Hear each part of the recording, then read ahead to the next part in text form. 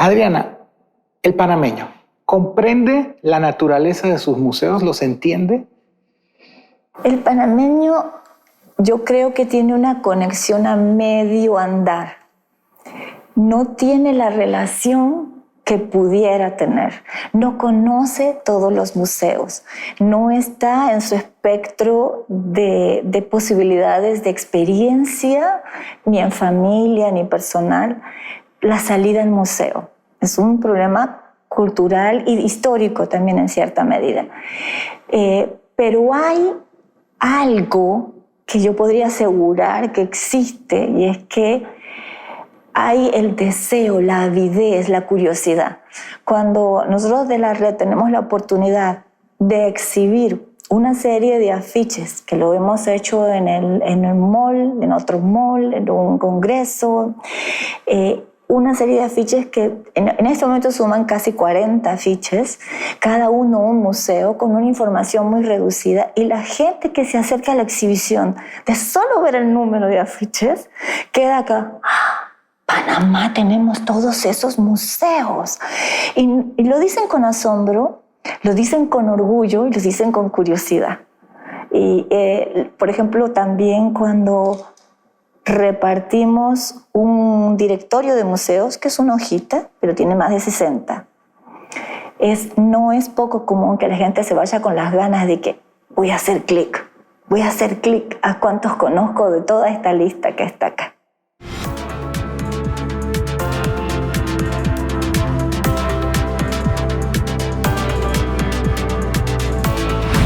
Bienvenidas, bienvenidos a una nueva edición de Hablemos de. Nos encontramos en la Ciudad del Saber. Detrás de mí está el Centro de Interpretación, la Casa Museo de Ciudad del Saber. ¿Y por qué estamos acá? Porque vamos a hablar de museos, de bibliotecas, de centros de visitantes, del tercer Congreso Panameño de Educación y Museos que se realizará del 2 al 4 de octubre en la ciudad de Panamá. Una oportunidad más para conocer de la situación de los museos, cuáles son sus objetivos y hacia dónde van. Esto es Hablemos de, el programa que aborda los temas que usted debe conocer. Comenzamos. Adriana Sautu, miembro de la Junta Directiva de la Red de Museos y Centros de Visitantes de Panamá, bióloga, investigadora y docente. Tercer Congreso Panameño de Educación y Museos. Me llama mucho la atención justamente eso. ¿Por qué panameño? ¿Por qué el distintivo? Porque no había habido un congreso del tema de museos en Panamá específico nunca. Porque el carácter internacional no necesariamente eleva la calidad de un congreso si no tenemos la calidad en casa. Y ahora, viéndolo eso y tomando en cuenta eso, ¿cuál es la realidad de los museos en Panamá? ¿Qué lo distingue o cuáles son las necesidades específicas en comparación con los museos en el extranjero?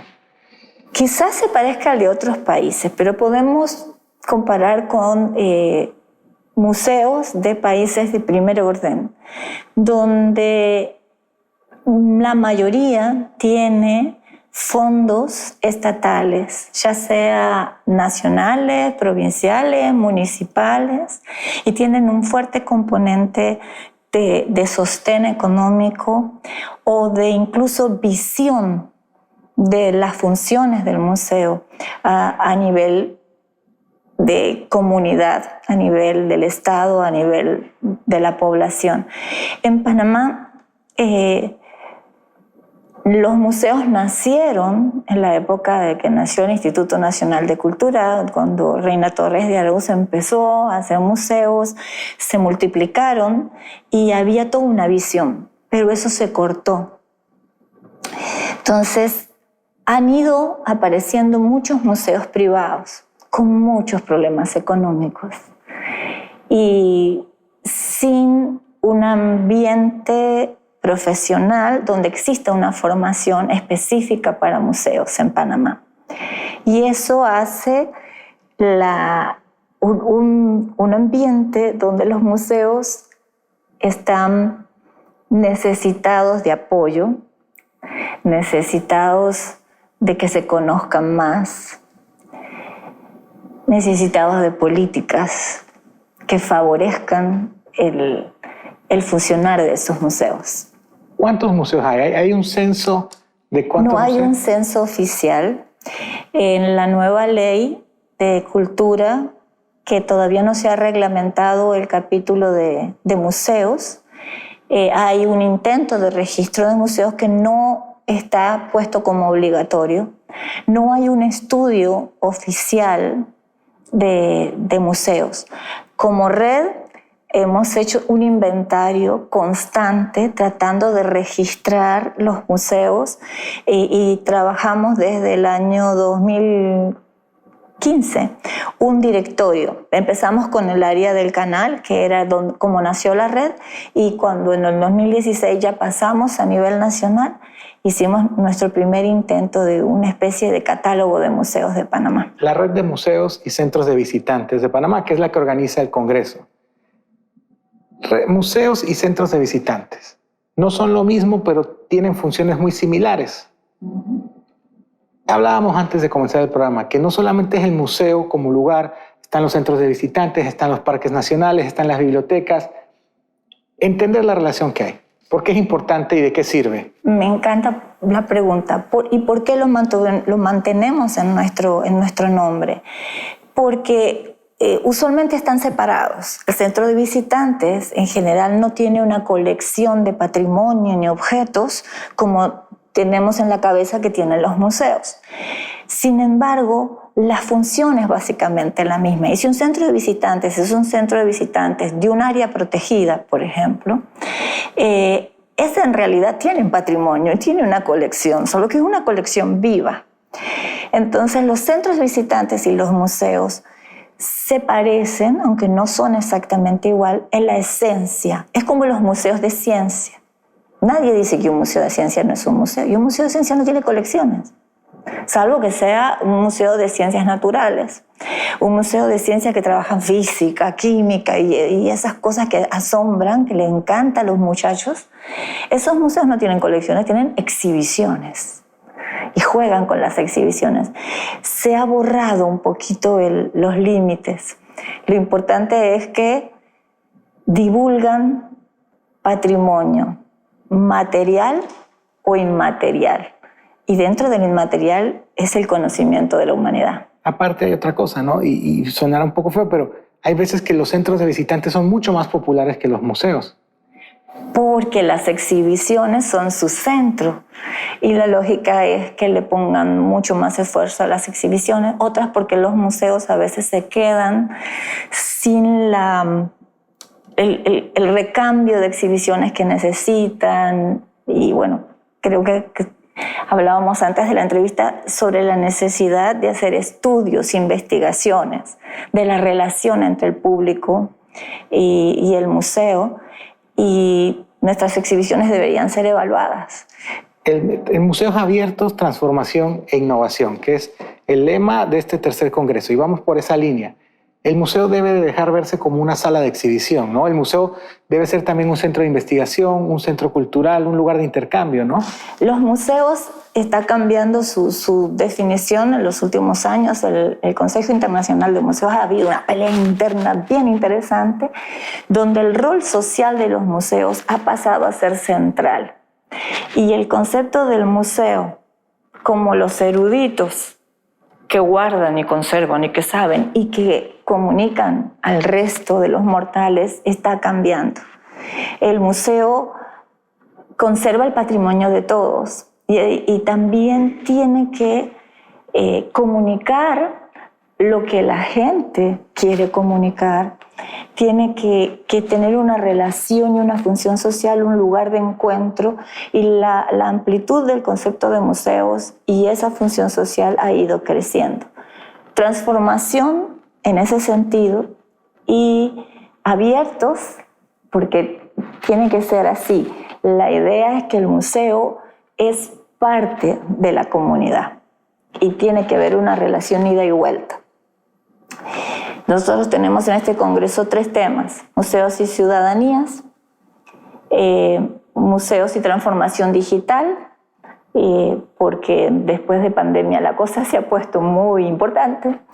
Y incluimos 2 temas más, un tema que tiene que ver con conservación, precisamente porque tenemos museos con pocos fondos, y la conservación preventiva es básica, y bueno, queríamos introducirnos en ese tema. Y el 4 tema es un poquito la importancia de fortalecer el trabajo en redes. La importancia de somos pocos, somos pobres, tenemos muchas necesidades, pero si nos unimos podemos lograr mucho más. Justamente el tema de lo digital, las redes sociales, pero no solamente las redes sociales, sino que los museos existan en los entornos digitales. Uh-huh. No solamente por el tema de la pandemia, la vida diaria hace complejo el movilizarse, la gente cada vez tiene más ocupaciones o el cansancio no los hace que vayan a ciertas actividades. El hecho de que los museos no solamente se planteen existir físicamente, sino en un entorno digital y las ventajas que esto les presentaría. Precisamente va a venir una de las ponentes que viene de España, y ella es la presidenta de la Red de Museos y Transformación Digital, Experiencia Digital, RedMed, de España, que se funda porque no existía suficiente información en español ni intercambio de experiencias en español. Entonces fundan esta red, son más de 200 museos que están en esa red. Y el tema es sumamente amplio, desde que el lenguaje para comunicarse hoy en día, lo digital es parte del lenguaje, a la tecnología, lo digital en el sentido de exhibiciones y demás, incluso el obtener estadísticas a través hoy en día de tecnología, y usar esa data, es enorme la variedad. Necesitamos modernizarnos, porque la vida cambia. Si se está buscando la profesionalización de la actividad de los museos, ¿quién trabaja en los museos? ¿De dónde vienen? ¿Qué profesiones tienen? ¿Y quiénes pueden ir al Congreso? Pueden ir todos los que estén interesados en el tema de museos. Pueden ir los que estén interesados en el tema de turismo, que suele ser un aspecto de los museos que les da entrada económica y que también hace cambio a la imagen del país, que no solo somos playas y centros comerciales, sino que también tenemos una opción cultural para trabajar. Los museos trabajan de toda clase de profesiones. En Panamá quizás tenemos 2 o 3 museólogos nada más, y que han estudiado en el extranjero, porque en Panamá no existe la carrera. La gente se va formando en el camino. Ok. Entonces, si no los hay, si no hay dónde formarlos, ¿cómo se hace? La intención de la red al hacer estos congresos es proporcionar un espacio de formación en el intercambio, no solo porque vengan gente de afuera que sabe mucho, que tiene mucha experiencia para compartirnos, sino también porque haciendo aprendemos, porque hay capacidad local o experiencias locales de las que tenemos todos que sacar provecho, no es reinventar la rueda cada vez.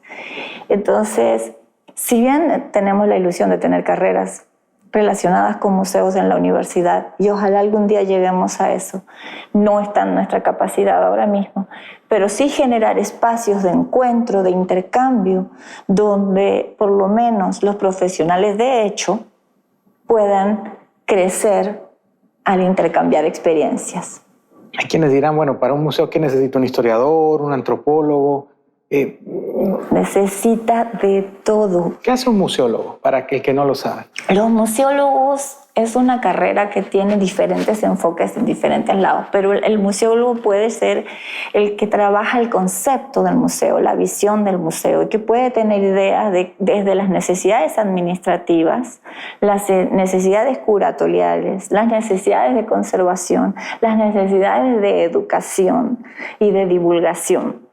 Son todas estrategias, incluso de seguridad, de programas de prevención de riesgos. Cada museo tiene una serie de desafíos, dependiendo de qué se trata. Desde tener gente creativa y diseñadores, un historiador, si trabaja el tema de historia, o a veces, aunque no trabaje el tema de historia, hay temas en los que puede ser importante hacerlo. Un especialista en el tema del museo. Está en el tapete la posibilidad de un museo del deporte. El Instituto Nacional de Deportes está con la intención, pues necesitará deportistas, especialistas en el tema de deportes para poder trabajar, y ahí tienes muchísimos enfoques. La carrera de museología lo que trabaja es el concepto esencial de la misión y la visión del museo. Este tercer congreso, ¿cuánto ha ido creciendo desde el primero? ¿Cuánto ha ido cambiando desde la primera vez?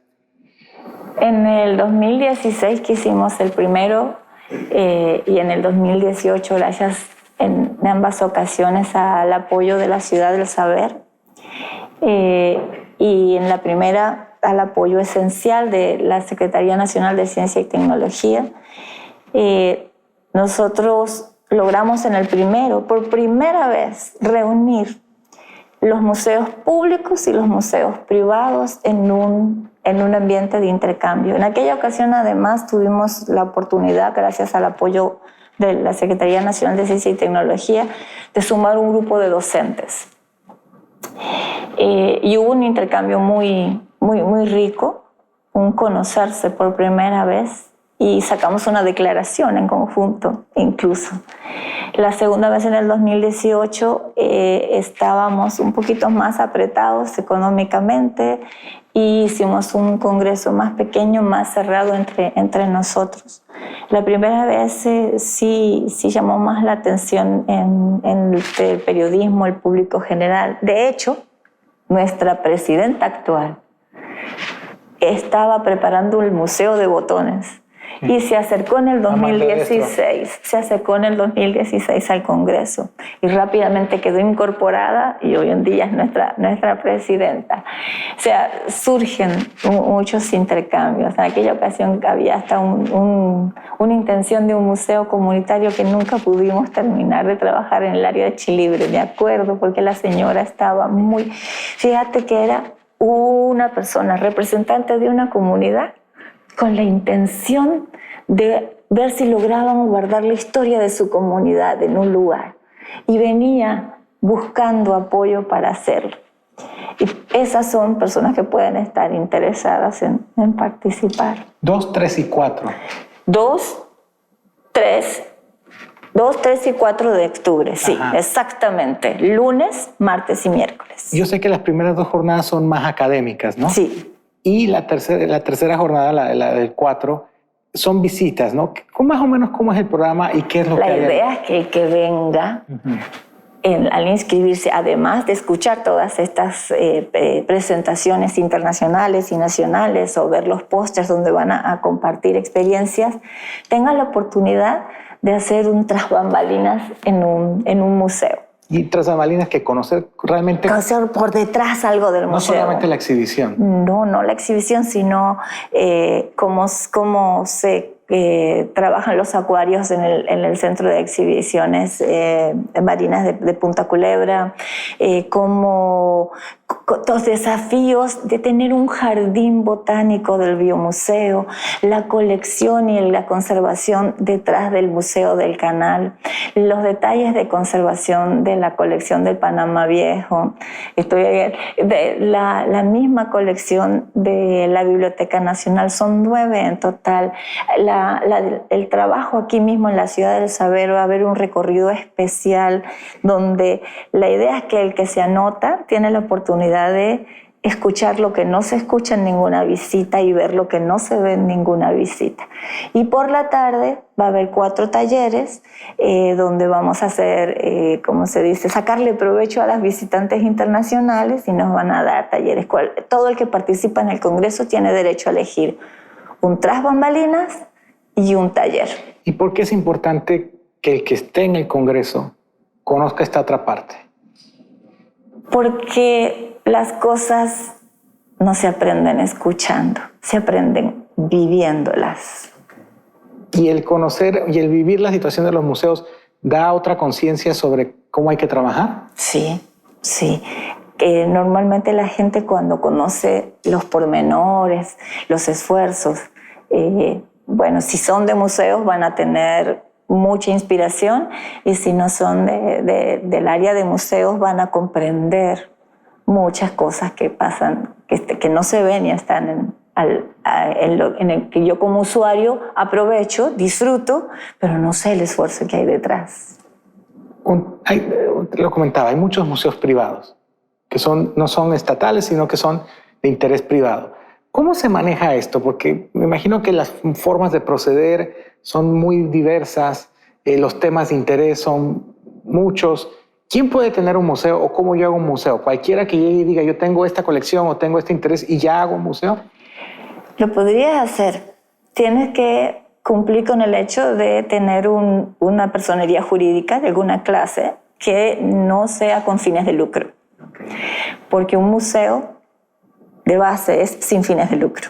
Esa es una condición sine qua non. Luego tienes que tener un plan, tienes que tener una visión, una misión y un plan estratégico. Pensar qué es lo que quieres hacer, si quieres conservar cosas, qué significa conservar esas cosas, si tienes una colección, qué necesitas para conservarla en condiciones, qué nivel de posibilidades tienes de recibir gente, porque la función de divulgar ese conocimiento es fundamental también. Si tienes una colección que conservar, ¿cómo la conservas? Y cómo con ella educas. Y para educar necesitas, ya sea digitalmente o ya sea presencialmente, tener esa conexión con la gente. Y yo te diría, si tú tienes una colección y quieres hacer un museo, piensa, ¿qué le gustaría a la gente saber?